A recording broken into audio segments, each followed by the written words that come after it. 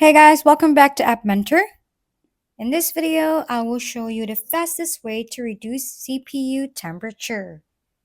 First, go to your Windows search bar over here and search for Edit Power Plan and simply open it.